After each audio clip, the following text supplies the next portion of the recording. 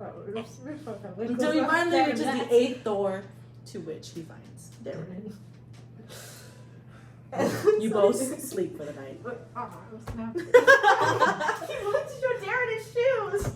Okay, go ahead. Goes on and she's like, Darren, my good friend, look what I have brought. Darren wakes up and rises up quickly. And he's like, people over here are so kind, so generous. I was speaking to them only just now, and they gave me the shoes. You're telling me, after me sleeping in forest for 2 years and finally having a comfortable bed to sleep on, you wake me up to show me your shoes that you got. Not because people like you or they give it to you, because you probably annoyed them. They look great. Thank you. I'm going to bed. Darren smushed. Do you sleep on the bed? Yes, he slept on the bed. Were you going to sleep in the bed with him or on the floor? Okay, Richard Michael is processing his feelings. He doesn't know where he's going to sleep at. He's a bit wounded because he thought it would have been clear. The Ripstone Van Winkle in the room. You do like I'm gonna say. You're gonna say there is a twin bed, a windowsill that leads into a little balcony, a big wardrobe with the wooden doors, and a mirror and sink. Okay, first though, Ripstone Van Winkle with his stylish, toneless knee-high knitted socks made by his family and his custom footwear made for his talon feet does not need human shoes or does not need humanoid shoes.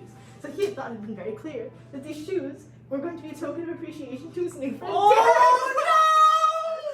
Darren had yelled at him. He kind of ties up the lace sneakily and he leaves them on the bedside table and he goes into the closet and he closes it. He sleeps in the closet. You're so mean. I love this. This is great. Go to sleep. Here's your bed, okay? Okay. Alright. We follow on to the next morning. Who would like to wake up first? Darren is heavy asleep. He hasn't slept like this in years. Always All right, his I gotta energy go for an to adventure. So you both are sleeping when all of a sudden you hear a bang on your window that leads to the balcony. Loud enough to wake the both of you up simultaneously. Bird, what did I tell you about being loud as asleep? Winkle's like, I was not loud. I was sleeping contentedly in my own little area. If it wasn't you, then who made the sound? And Richard Winkle shrugs and he's like, could have been a bird strike. Those happen all the time. Well, you go check it out. So Richard Van Winkle kind of not stops, but you can tell that he's angry with the way he walks over to the balcony to see what's going on. As he opens the balcony, a head just falls through the window just halfway into the room, and he notices it is the red head with the temper from last night who got locked out by Quincy. She is knocked out. For a second there, I was concerned it was decapitated. No. She's passed out on your balcony, half her body in your room now because you opened the window. Leap on that murder mystery. She's very much alive, but she somehow ended up on your balcony. Richard Van Winkle has seen how this patron acted the night before. He's like, well, if Quincy, my good man, threw her out, she must be trouble. So he kind of nudges her and gently closes the door again. And then there's a curtain over the doors of the balcony. And he pulls the curtain and he's like, nothing. What was There that? was nothing. It was nothing? And he was just a rapscallion, just a troublemaker. We need not concern ourselves with what's going on inside the doors. Come, my new friend, let's go. Darren squints his eyes at him, but he trusts them. He gets up and notices the shoes on the table, then looks down at Van Winkle's feet, then looks at his feet, and then put two and two together. He rubs the back of his head with guilt, and he puts on his shoes and doesn't say anything, and starts following Van Winkle. As you guys are walking out the door, you hear very loud, "Oi!" on your glass door. "Let me in! I know you saw me. Let me in!" Darren turns around and opens up the glass door. What the hell do you want? What are you doing here? If you're going to lock the lady out, at least you can at least offer her a blanket to sleep out here. Jeez. And she makes her way in like she owns the place. What are you doing? You didn't pay for this room. I paid for it and he paid for it. You can go sleep outside with the cats. She turns around with her long, luscious hair. She's like, "Honey, I live here, okay?" She goes to the sink and starts washing up as the two of you just look at each other. Richard Van Winkle was mildly distressed at the mention of cats. Cats. And he kind of takes a few steps away from that. You okay there, Bird? Trying to act very cool. He's like, oh, of course.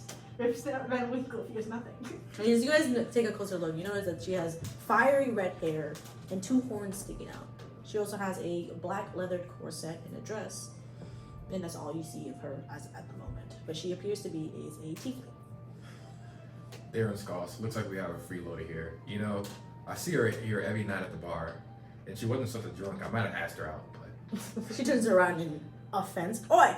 I can take care of myself, and I can be pretty useful if you ever ask me. useful for drooling on tables. She chokes. That was an off day for me. Every day's an off day for you, apparently. Anyways, Bird, Rip Van Winkle is like deeply engrossed in documenting these dynamics. He's already thinking to himself, oh yes, I know that Sunday morning strips are a thing in newspapers. Perhaps this would be content. do you write about everything that you see, Bird? He's like, well, if I try to write as many different kinds of stories as possible, then surely one of them must be popular. So you're covering all my bases. I just wanted to say thank you for last night for helping me. You're very welcome. He That was dismisses her. sarcasm. I know. I was dismissing you. Yeah, you probably get off with all these other people enjoying this, don't you? I sure do. Disgusting. Rip Van Winkle is like, sit, and he gestures at like the men, which he like smooths out very easily. She leans against the sink, completely dismissing his invite. And I'm he fine. crosses his leg and takes out his notebook and he's like, something suggests to me that you two have history together. He's just like, There's no history. He's just another, well, you know. What do you mean by that? Do I need to justify it with words? You're not even worth it. Rip Van Winkle's like, well, you suggested through your speech that you saw each other at Quincy's Tavern quite regularly. Yeah, I've seen him begging on the streets. Well, at least I'm trying. You'll never catch me begging. I don't need your validation. I'm happy where I'm at. Look at my clothes with holes in them. I'm happy in life. Now leave me be. Why are you even in here? Go away. I can go wherever I want to. At least I'm the only one around here doing something. You know, you're such a pain in the ass. She laughs out loud. You're hilarious. If you weren't so cute, I'd kick your ass. You know what? I'm not interested into another person in this messed up town helping the freaking king. In this messed up system and this messed up hierarchy, you are all disgusting. You just disrespected the king. Really? He's greater than you or any of us. I'll insult that old man to his face. Like you would. Rip Van Winkle has like opened his notebook and he's writing like beautiful script and new character has emerged in the story. Right? And in this moment, give me a second to roll. I'm gonna check them. I'm gonna roll one out. In that second, I rolled a 22 on sleight of hand. She snatches the book out of Van Winkle's hand and starts flipping through it, licking her fingers and bending the book, looking through her pages. So what do you write in this thing? Rip Van Winkle lunges to take his book back. He's like, that is confidential intel. You can't steal it. It's a scoop. Roll for let's say athletics.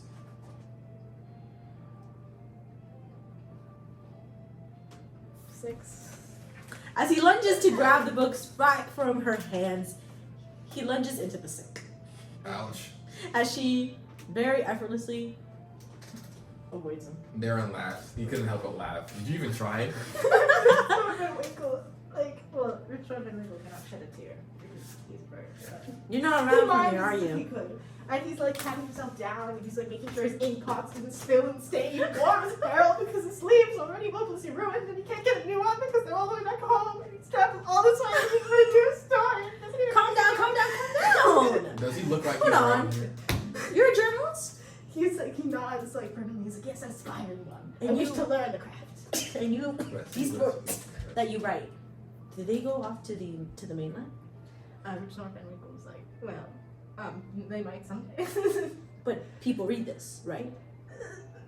They might someday. Might. Nobody reads your stuff? Rip Van Winkle was like, this is a work in progress. I'm finding my voice. Can you get this to someone who will let everybody else know though? Well, the monastery work for it is a printing press, so it is urgent information. And they She think it's jumps related up to and the down in community. excitement. Yes! Finally! Another way! You want a story? I got one for you. She hands the book back to him. He takes it with his little clawed hands and he's eagerly dipping his quill into the ink he gets, listening intently. She glances over to He's looking at There. Darren like, isn't this exciting? looks him up and down. King Arthur, a tyrant. Don't. She looks at him and annoyed. He is the worst narcissistic king to ever plague this land. Before him, we were all happy. Things were wonderful. Then he came and brought whatever monstrosity he brought with him.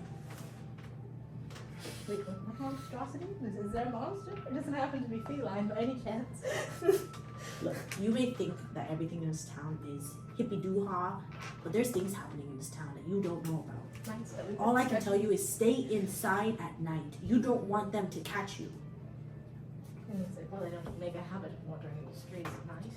But it seems quite dangerous. Not that I'm scared. Not that I'm You're fearful. scared, aren't you? Not that I'm fearful. Fear man. You don't Trust call me. it fear, right? If they catch you, they throw you into these sick games. I've seen what it does to people. I lost my brother. And as she's about to continue, you hear Quincy walking down the hallway. So how was you? What are you doing in here? Get out! Gotta go! She jumps out the window nonchalantly as Quincy chases her out of the window. I'm so sorry about that. That doesn't happen usually. How can I make it up to you? What's the window open? Huh? What's the window open? She punched it open. Like she kicked She that. broke it? She kicked that window. open. Okay, because Rich was like, what if the heart attack? He's like, I cannot pay for that damage. Yeah, she kicked it open. It's not broken. And he was like, come again? Because he was very distracted by this. What just happened. Can I do something to make it up to you? Maybe free breakfast on the house. Both of you. Like, yes. Oh, I would be quite interested in pre-breakfast. Do you have anything that lasts? What? Do you have anything that lasts? At last, That lasts. That keeps for a while. everything here is cooked fresh, ain't it? Yes, it's completely fresh. Why are you looking like that? What What, am I eating? what are you accusing me of? I'm You want the breakfast or not? Yeah. Anyways, And he walks out of the room. I'll see you downstairs.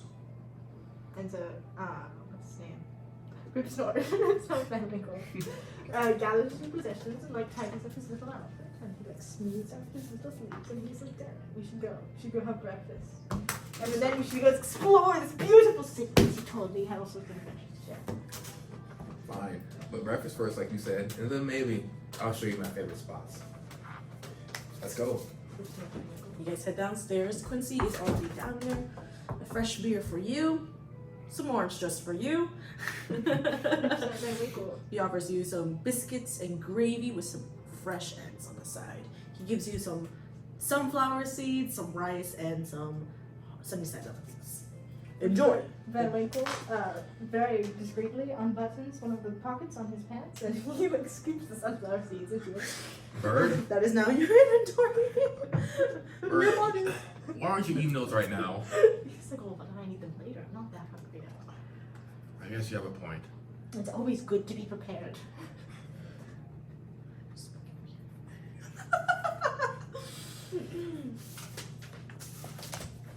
What was the other food that he had? Oh, he had steak, biscuits and gravies, and scrambled eggs.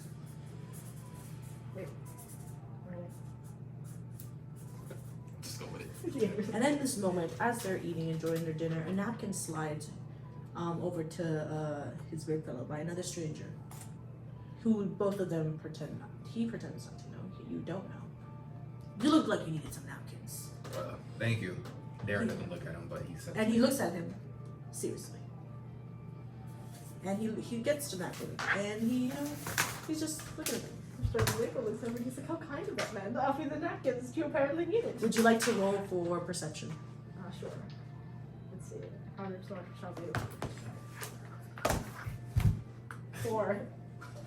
4. Why are you doing so badly? As far as Van knows, a stranger just gave him nothing to be kind. What a kind and generous act! I absolutely love it in this town. People here are so kind. First the shoes and now the napkins. Very, very generous. Well, as soon as you're done eating, let's go. I'll show you my favorite spot. Okay, we started like How do you feel? hastily shovels the rest of the food in his mouth and like dabs a napkin afterwards. Like if we were like an outsider, this person don't know shit.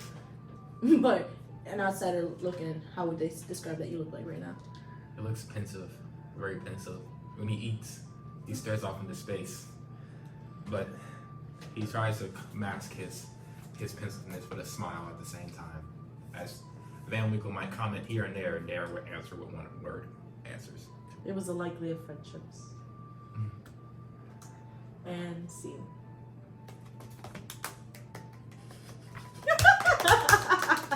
Should I like pause? Yep. So, How are we